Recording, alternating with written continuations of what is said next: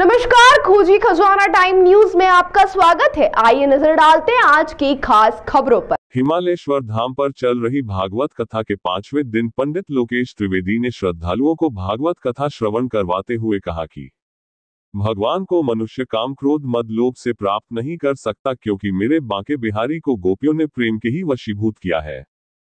प्रेम के कारण गोपियों का भगवान कृष्ण माखन लूट लिया करते थे, और जब कन्हैया माखन लूट लेता था तो यशोदा मैया से माखन चोरी की शिकायत गोपियां करने चली जाती थी। यहाँ सब प्रेम का ही प्रताप है। प्रेम के ही खातिर भिलनी के झूठे बेर खाए, और प्रेम के ही खातिर मेरे बांके बिहारी ने विदुर के घर भोजन किया। प्रेम के खातिर भगवान शिव, जो स्वयं सृष्टि के निर्माता पालन करता संहार करता है, उन्होंने स्वयं साधु का वेश धारण करके कन्हैया का दर्शन करने के लिए गोकुल में पहुंच गए। ये सब प्रेम का ही प्रताप है, परंतु आज इस कलयुग में मनुष्य प्रेम से कोसों दूर होता जा रहा है और दिन रात सिर्फ कुसंगतियों में फंसकर अपने जीवन को नष्ट करने में लगा हुआ है।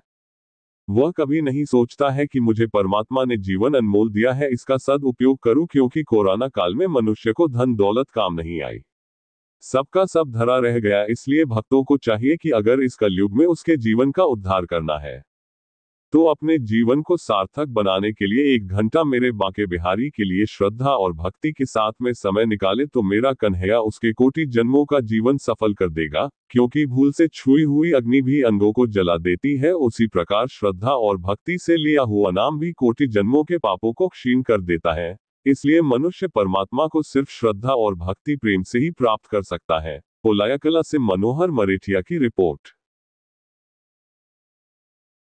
जन्म जन्म मुनि जतन कराई, दिन रात परमात्मा का नाम लोगे निष्भाव से।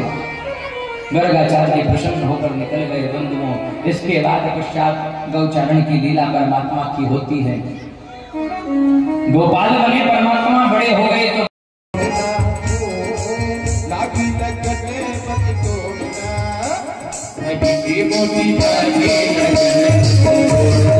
ताजा खबरों के लिए देखते रहिए खोजी खजाना टाइम्स न्यूज।